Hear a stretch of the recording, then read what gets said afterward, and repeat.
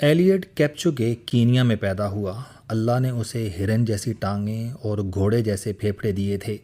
وہ پورے گاؤں میں سب سے تیز بھاگتا تھا۔ وہ مسلسل سارا دن بھی بھاگ سکتا تھا۔ یہ غیر معمولی صلاحیت تھی اور اس نے اس صلاحیت سے میراتھن چیمپئن بننے کا فیصلہ کیا۔ اس نے جب لوگوں کو اپنے ارادے کے بارے میں مطلع کیا تو سب نے پہلے کہکا لگایا اور پھر اسے بتایا میراتھن گوروں کی سپورٹس ہے، سیاہ فام لوگ یہ نہیں کھیل سکتے، ہم ان سے جیت بھی نہیں سکتے۔ ایلیٹ نے وجہ پوچھی تو اسے بتایا گیا کہ گوروں کے پاس پیسہ ہوتا ہے، ان کے پاس ٹرینر بھی ہوتے ہیں اور ان کی خوراک بھی ہم سے بہتر ہوتی ہے، لہٰذا یہ جی جان سے پریکٹس کر سکتے ہیں۔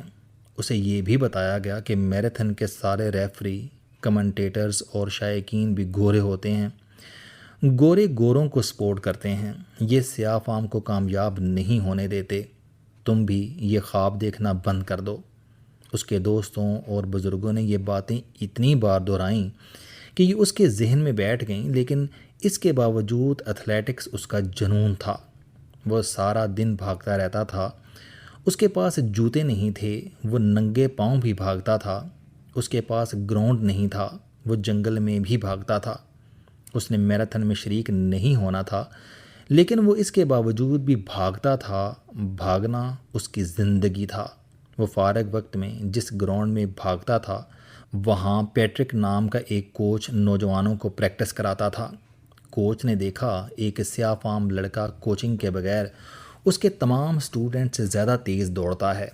اس نے ایک دن اسے روک کر انٹرویو کیا تو پتہ چلا یہ لڑکا غریب خاندان سے تعلق رکھتا ہے، دن کے وقت والدین کے ساتھ محنت مزدوری کرتا ہے اور شام کے وقت دوڑنا شروع کر دیتا ہے۔ پیٹرک کو اس پر رحم آ گیا۔ اس نے اسے اپنی کلاس میں شامل کر لیا اور وہ اسے ایتھلیٹکس کی بنیادی ٹیکنیک سکھانے لگا۔ لڑکا پیدائشی سپورٹس مین تھا۔ یہ بہت جلد تمام ٹیکنیکس سیکھ گیا، جس کے بعد پیٹرک نے اس کا نام کینیا کی اگلی میراتھن میں لکھوا دیا۔ وہ میراتھن میں شریک ہوا لیکن ہار گیا۔ اس کی ہار نے کوچ کو ڈسٹرب کر دیا۔ کیونکہ وہ جانتا تھا کہ اس میں کینیا کے تمام ایتھلیٹ سے زیادہ پوٹینشل ہے، اس کا مقابلہ کوئی نہیں کر سکتا۔ کوچ نے میراتھن کی ریکارڈنگ منگوائی اور دیکھنا شروع کر دی۔ وہ بار بار ٹیپ دیکھتا تھا اور کیپچو کو دیکھتا تھا۔ اس نے نوٹ کیا کہ دوڑتے وقت جو ہی کوئی گورا کھلاڑی اس کے قریب آتا تھا تو اس کی سپیڈ کم ہو جاتی تھی، جبکہ یہ تمام سیاہ فام کھلاڑیوں کو آسانی سے پیچھے چھوڑ دیتا تھا۔ یوں محسوس ہوتا تھا گورے کو دیکھ کر اس کا گیئر ڈاؤن ہو گیا ہو۔ کوچ بار بار ٹیپ دیکھتا رہا اور یہ سوچتا رہا آخر ایشو کیا ہے، یہ گورے کھلاڑی کو دیکھ کر آہستہ کیوں ہو جاتا ہے، اس کا سانس کیوں پھول جاتا ہے۔ بار بار ٹیپ دیکھنے کے بعد پتہ چلا یہ ذہنی طور پر سفید فام کھلاڑیوں سے خائف ہے، یہ ان سے گھبراتا ہے اور اسی وجہ سے اس کی سپیڈ کم ہو جاتی ہے۔ یہ ایک دلچسپ صورتحال تھی۔ کوچ نے اس کا انٹرویو شروع کیا تو پتہ چلا اس نے جب بھاگنا شروع کیا تھا تو تمام لوگوں نے اسے بتایا تھا کہ ایتھلیٹکس گوروں کی سپورٹس ہے، اس میں صرف گورے جیتتے ہیں، لہٰذا بھاگتے ہوئے جو ہی کوئی گورا اس کے قریب پہنچتا ہے تو آٹومیٹک اس کی سپیڈ کم ہو جاتی ہے۔ کوچ نے اسے سمجھانا شروع کیا لیکن صورتحال جوں کی توں رہی۔ کوچ نے مجبوراً سپورٹس سائیکالوجسٹ سے رابطہ کیا۔ اس نے کیپچو کو اسٹڈی کیا تو پتہ چلا کہ گوروں کا غلبہ اس کے سب کانشیس میں چلا گیا ہے۔ یہ اب جتنا چاہے کوشش کر لے، اس کا سب کانشیس اسے ہلنے نہیں دے رہا۔ سائیکالوجسٹ نے کوچ کو بتایا کہ ہمارے سب کانشیس میں جب کوئی بات بیٹھ جاتی ہے تو پھر ہمارے اندر سیلف سبوتاژ کا جذبہ پیدا ہو جاتا ہے، جس کے بعد ہمیں باہر سے کوئی نہیں ہراتا، ہم اندر سے ہار جاتے ہیں، ہم اندر سے شکست تسلیم کر لیتے ہیں۔ کوچ کو مسئلہ سمجھ آ گیا، لہٰذا اس نے کیپچو کو سمجھایا کہ تم نے دوڑتے وقت دائیں بائیں نہیں دیکھنا، صرف اوور کیپ، صرف اپنے ہدف پر توجہ دینی ہے۔ دوسرا، تم نے یہ گنتے رہنا ہے کہ تم نے کتنے سیاہ فام باشندوں کو پیچھے چھوڑا۔ کوچ کی بات کو سیریس لیتا تھا، لہٰذا اس نے یہ مشورہ پلے باندھ لیا اور نتائج نے سب کو حیران کر دیا۔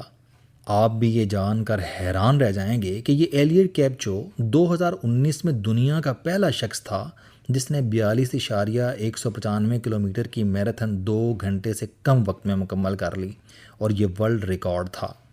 اور اس کے بعد اس نے پیچھے مڑ کر نہیں دیکھا۔ آپ اگر آج اس کے ریکارڈز اور ایوارڈز دیکھیں تو آپ کی آنکھیں اور دماغ تھک جائیں گے، لیکن اس کے ریکارڈز اور ایوارڈز کی فہرست ختم نہیں ہوگی۔ میں آگے بڑھنے سے قبل آپ کو یہ بھی بتاتا چلوں، میراتھن 42.195 کلومیٹر کیوں ہوتی ہے؟ 1908 میں کوئین الیگزینڈرا برطانیہ کی ملکہ تھی۔ 1908 میں لندن میں اولمپکس ہوئیں۔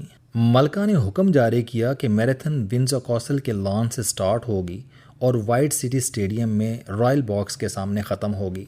اس حکم کی دو وجوہات تھیں۔ ملکہ چاہتی تھی جب ریس شروع ہو تو اس کا خاندان ونڈسر کاسل کی کھڑکی سے ریس دیکھ سکے، اور جب یہ ختم ہو تو ملکہ اور اس کا خاندان رائل باکس میں جیتنے والے کھلاڑی کو بھی دیکھ سکیں۔ اور دوسری وجہ، ملکہ کامیاب کھلاڑی کو سب سے پہلے دیکھنا چاہتی تھی۔ ماہرین نے کھڑکی اور باکس کے درمیان کا فاصلہ ماپا تو یہ 26 میل اور 385 میٹر یعنی 42.195 کلومیٹر تھا۔ یوں میراتھن 42.195 کلومیٹر ہو گئی۔ میں کیپچو کی طرف واپس آتا ہوں۔ ایلیٹ کیپچو سب کانشیس کے سیلف سبوتاژ کا شکار تھا۔ اب سوال یہ ہے کہ یہ کیا بلا ہوتی ہے؟ ہمارے دماغ کے دو حصے ہوتے ہیں، کانشیس اور سب کانشیس۔ کانشیس صرف معلومات اکٹھی کرتا ہے، جبکہ سب کانشیس اسے پروسیس کر کے ہمارے یقین کا حصہ بناتا ہے۔ ہماری زندگی کا 90% حصہ سب کانشیس کے کنٹرول میں ہوتا ہے۔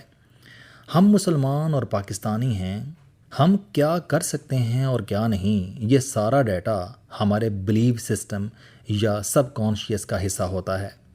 بچوں کا کانشیس اور سب کانشیس پیدائش کے وقت کورا کاغذ ہوتے ہیں، ہم سب مل کر اسے بھرتے یا پر کرتے ہیں۔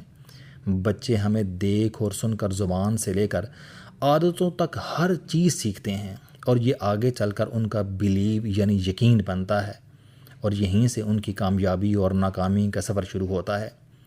کیپچو کو اس کے ماحول نے اتنی بار گوروں سے ڈرایا تھا، اسے اتنی مرتبہ یہ بتایا تھا کہ ایتھلیٹکس گوروں کی سپورٹس ہے، تم سیاہ فام ہو اور تم خواہ کتنا ہی تیز دوڑ لو، تم کامیاب نہیں ہو سکتے، اور یہ بات بار بار دہرانے کی وجہ سے اس کے سب کانشیس میں چلی گئی، جس کے بعد یہ جو ہی کسی گورے کو دوڑتا ہوا دیکھتا تھا تو اس کا سب کانشیس اسے پیغام دیتا تھا کہ تم اس گورے سے نہیں جیت سکتے، تمہیں زیادہ توانائی ضائع کرنے کی ضرورت نہیں، اور اس کے بعد اس کے پھیپھڑے خود بخود ڈھیلے پڑ جاتے تھے اور ٹانگوں کی توانائی کم ہو جاتی تھی۔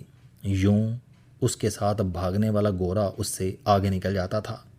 نفسیات کی زبان میں اس عمل کو سیلف سبوتاژ کہتے ہیں، یعنی اپنی جیت کو خود ہی ہار میں تبدیل کر دیں۔ آپ اپنی کامیابی کو ناکامی میں بدل دیں، یا آپ چھکا مارتے ہوئے جان بوجھ کر آؤٹ ہو جائیں۔ کیپچو بھی سیلف سبوتاژ کا شکار ہو گیا تھا۔ اس کے خاندان اور ماحول نے مل کر اس کے دل میں گوروں کا خوف بٹھا دیا تھا، جس کے بعد اس کا سب کانشیس اسے گوروں کے مقابلے میں جیتنے نہیں دیتا تھا۔ آپ اگر کیپچو کی کہانی توجہ سے پڑھیں تو آپ خود کو بھی سیلف سبوتاژ کا شکار پائیں گے، بلکہ رکیے، آپ کو پوری قوم سیلف سبوتاژ کا شکار ملے گی۔ آپ کبھی نوٹ کیجئے، آپ کو ہر طرف سے ہم ترقی نہیں کر سکتے، ہم ٹھیک نہیں ہو سکتے، ہم بے ایمان لوگ ہیں، ہم میں خدا ترسی نام کی چیز نہیں، ہم بہت گندے ہیں، ہم سسٹم نہیں بنا سکتے، ہماری حکومت بہت نکمی ہے، سارا نظام کرپٹ ہے، ہماری عدالتوں سے انصاف نہیں ملے گا، پاکستان میں کوئی چیز خالص نہیں، پولیس بڑی ظالم ہے، سیاستدان نالائق اور کرپٹ ہیں، مولوی جاہل اور سخت ہے، ہماری فوج بہت کمزور ہے، اور ہم سیلاب کنٹرول نہیں کر سکیں گے جیسے فکرے سننے کو ملیں گے۔ آپ کسی جگہ بیٹھ جائیں، آپ یہ سوال ضرور سنیں گے کہ پاکستان کا کیا بنے گا، کیا ہم ٹھیک ہو جائیں گے، اور ہمارا مستقبل کیا ہوگا، وغیرہ وغیرہ۔ آپ حد ملاحظہ کریں، ہم نے 10 مئی کو جب بھارت کو شکست دی تھی تو پورے ملک نے کہنا شروع کر دیا تھا کہ اگر چین ہماری مدد نہ کرتا تو ہمیں بڑی مار پڑتی۔ یہ کیا ہے؟ یہ سیلف سبوتاژ کی آخری سٹیج ہے، اور اس سٹیج میں انسان ہو یا ملک، یہ اپنا اعتماد مکمل طور پر کھو بیٹھتا ہے، اور ہم بدقسمتی سے اس عمل سے گزر رہے ہیں۔ بالخصوص ہماری کرکٹ ٹیم کے سب کانشیس میں یہ بات بیٹھ چکی ہے، ہم بھارت سے نہیں جیت سکتے، چنانچہ ہم جیتا ہوا میچ بھی ہار جاتے ہیں۔ ہم اگر واقعی زندہ رہنا چاہتے ہیں یا ترقی کرنا چاہتے ہیں تو پھر ہمیں سیلف سبوتاژ سے باہر آنا ہوگا. ہمیں اپنے اوپر اعتماد کرنا ہوگا, اپنے قدموں پر کھڑا ہونا ہوگا.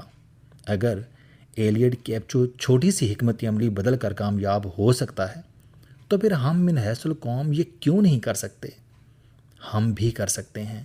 بس حکمت عملی اور جیت کو اپنا یقین بنانا ہوگا, اور پھر چند برسوں میں وہ ہو جائے گا جو ہم نے سوچا بھی نہیں ہوگا.